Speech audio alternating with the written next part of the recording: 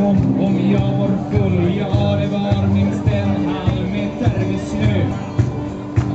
Jag snavade, jag drattade, jag halkade omkull och överslöt. Jag hade lika kvar och död. Ja, jag var nästan medvetslös. Och herrejävlar var jag frös. För jag såg nästan ingenting för snön som räckte ner. Och hela tiden kom det bara mer och mer och mer. Ja, hela tiden kom det bara mer.